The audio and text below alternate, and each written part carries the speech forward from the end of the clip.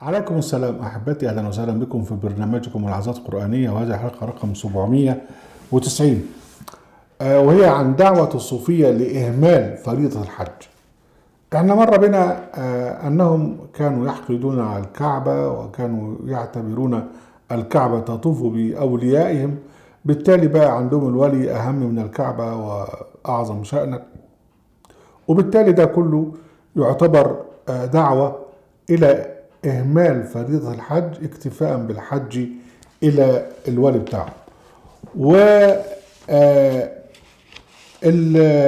الجنيد لما قال خلقة كالأحجار يطوفون بالأحجار، هو كان بيرمز إلى عدم الاهتمام بالكعبة ولا يصرح. والجنيد ده كان راجل منافق كبير قوي، لأن هو يعني شاف بالظبط اللي حدث للحلاج. الحلاج لما حقق معه الوزير حامد العباسي كان يستنطقه، فالحلاج يعني يتكلم بالإشارات والألغاز، مش قادر، يعني الوزير مش عارف يمسك عليه حاجة. ابن الأثير يقول في سبب صلب الحلاج: وكان حامد يخرج الحلاج إلى مجلسه ويستنطقه ولا يظهر منه ما لا تكرهه الشريعة المطهرة، وطال الأمر على ذلك، وحامد الوزير مجد في أمره يحقق معه يعني، وجرى له مع قصص يطول شرحها. وفي آخر أن الوزير رأى للحلاج يعني كتابا حكى فيه. الحلاج كتب في كتاب عنده بقى، يعني ضبطوا كتاب عنده الحلاج فيه إن الإنسان إذا أراد الحج ولم يمكنه أفرد من داره بيتا لا يلحقه شيء من النجاسات ولا يدخله أحد، فإذا حضرت أيام الحج طاف حوله وفعل ما يفعله الحاج بمكة، فإذا فعل ذلك كان كمن حج. فلما قرئ هذا على الوزير قال القاضي: كذبت يا حلال الدم. قال للحلاج يعني، وبكده قتلوا الحلاج. يعني إن الحلاج أول واحد عمل الحج العملي عنده، بأنه هو ما فيش داعي تروح مكة، أنت اعمل حتة في بيتك واعملها هي الكعبة وطوف بها إلى آخره. لكن بعض يعني بعض رواد التصوف زي ذنون المصري كان يتأول مناسك الحج ويحولها لرموز وإشارات. يعني الطواف والله تبقى تعمل كذا، الهدي اعمل كذا، يعني هو الجماعة الصوفية عندهم الرموز، فيعمل كذا مكان كذا وخلصت. في العصر المملوكي بقى لما ازدهر التصوف والاعتقاد في الكرامات، بقى ظهر موضوع جميل جدا اللي هو الطي. ايه الطي؟ طي المكان. مش بقول لك الراجل ابو خطوه اللي هو الواحد من دول يروح عامل خطوتين ثلاثه ويلاقي نفسه راح الصين. فالاعتقاد في كرامه الاولياء وان هم الانتقال عبر المكان بدون اي حواجز، دي استغلوها في حكايه الحج. فابو العباس المرسي ابو العباس، شوف يا جماعه اسكندراني، يقول لك: لو فاتني الوقوف بعرفه سنه ما عددت نفسي من المسلمين. الله، طب ازاي؟ طب ما انت قاعد في اسكندريه. لا، لان هو كان بيطير طق يلاقي نفسه في الكعبه، يروح يعمل الحج ويرجع تاني وكأن شيئا لم يكن، وبراءة الأطفال في عينيه. وواحد تاني عمل كتاب عن مناقب المنوفي، والمنوفي ده كان واحد ولي مشهور جدا في العصر الأموي، في العصر المملوكي. قال لك ان ناس شافوه قاعد في القاهرة، وناس تانيين شافوه قاعد بيطوف بالكعبة في نفس الوقت.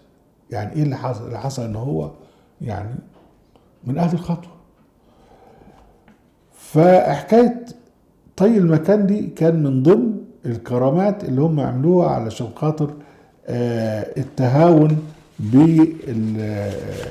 يعني بفروض الحج الإسلامية والدعوة لإهمالها، ومفيش داعي تهمل. هو راجل يعني خطوة أو اتنين وبيلاقي نفسه هناك وبيروح ويرجع تاني. في حاجة تانية من ضمن الكرامات التي شاعت في العصر المملوكي حكاية التطور. يعني ايه التطور؟ يعني يقول لك ان نفس الولي بتسيطر على اجساد كثيره. يعني هو معاه نفس لكن له 60 70 جسد، فيكون قاعد معاك هنا وجسد من اجساده بيطوف بالكعبه، اوعى تزعل، هو ده اللي بيحصل، ده ولي يا عم. فالسيوطي عمل كتاب اسمه القول الجلي في تطور الولي، يثبت فيه الموضوع ده طبعا باحاديث وهدس. يعني ولي يكون موجود هنا وبعدين الجسد بتاعه انت شايفه وتتكلم معاه، لكن يكون جسد تاني له موجود مثلا في القدس، وده كرامته بتنعمل بهذا النظام، وجسد تاني يكون موجود في مكة بيطوف، وجسد تاني يكون موجود في معرفش ايه.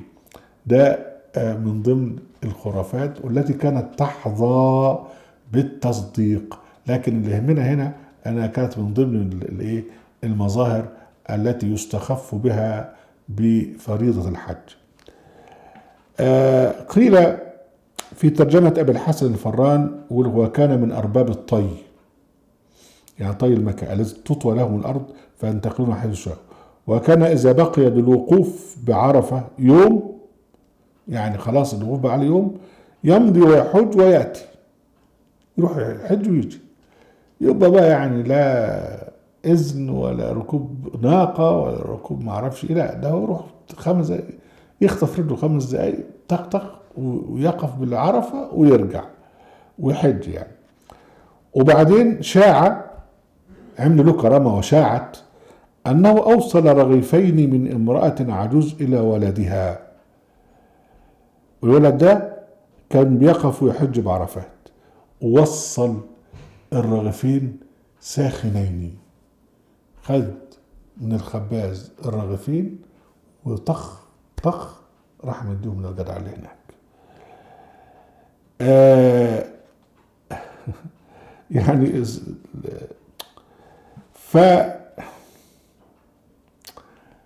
فالموضوع بقى ان الكرامات اللي هم بيعملوها كان بيعملوها منها كرامات بتنعمل مخصوص علشان خاطر الاستهزاء بتشريع الحج. ويقول لك ان يعني الشيخ بيروح يحج ويجي وهو قاعد جنبينا، وبعدين في نفس الوقت بقى يبقى ليه لازم انت تروح؟ ما انت يا جدع عم تروح وتطوف بالشيخ بتاعك. يقول لك صرح بعض الموردين والله ما اغتسلت وطفت الاسبوع الا وقد رايت الكعبه طائفه او طائفه به.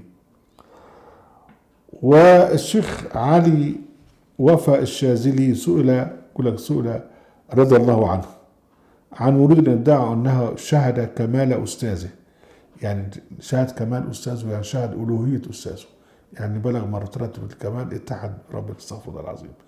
ثم أراد السفر عن حضرته لزيارة مكة، فقال له صاحبنا المريد الصادق أول ما يشهد في شيخه الكمال يجد حضرة الحق التي بها أرواح أئمة الهدى أجمعين بالنسبة له.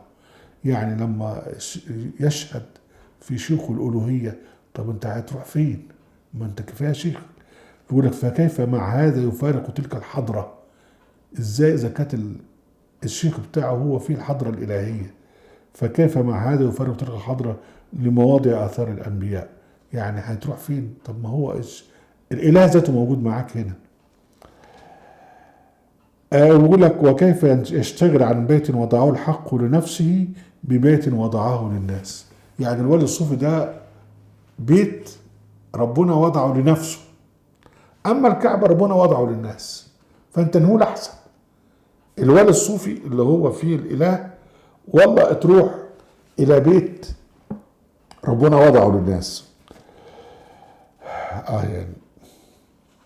يعني إذا بقى الجماعة الصوفية دول دعوا لإهمال فريضة الحج بدعوى الطي وبدعوى التطور وبدعوى إن الولي بتاعهم حل فيه الإله بتاعهم، إذا بالتالي ما فيش داعي إن أنت تروح، ما كفاية عندك الولي بتاعك أهو. أهلا وسهلا بكم عن بيت برنامجكم العطاء القرآنية في قراءة أهل القرآن في موقع أهل القرآن. لا تنسوا المشاركة بالشير واللايك، وعليكم السلام.